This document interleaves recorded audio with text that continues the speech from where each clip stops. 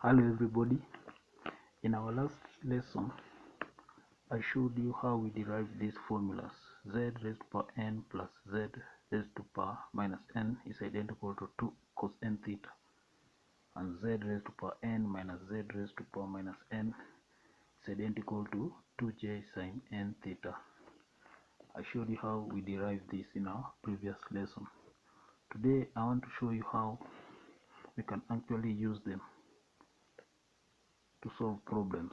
Now I want to show you how we can express cos raised to power 3 theta how we can express this in multiple angles. Okay, now how you go about this is that you have cos raised to power 3 theta and you need to convert it into multiple angles. Since in our identities the identity containing cos is this one, the first one, so we will use that. Okay, so what we have from this, we will use this identity in order to write cos raised to power 3 theta into multiple angles. So we have this is what we have 2 cos, our n is 1 because cos raised to power 3 theta has nothing there, it just has a 1, so our n will be 1, so it will be 2 cos theta. Okay, and in order to, so we need to equate that to z. Remember our n is 1 plus z minus 1. So in order to get cos raised to power 3 theta on this side, we need to raise this with 3, and we do the same to this other side. Okay, so that we can have 2 raised to power 3 is 8, then we have cos 3 theta. Okay, and we have z plus z minus 1 is to power 3. Okay, now we have cos power 3 theta on this side, and we need to write it in multiple angles. So what we do is that we expand this other side, we expand this side. Okay, you can use combination or Pascal's triangle to get the coefficients. Okay, so let me use Pascal's triangle.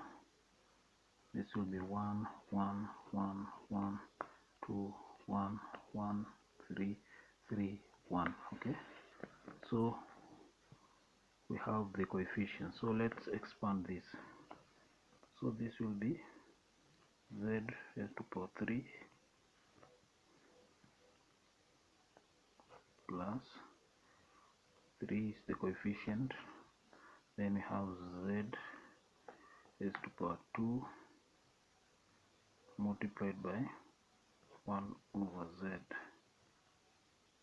Okay, plus 3 z multiplied by 1 over z to power 2. Okay, plus 1 over z raised to power 3.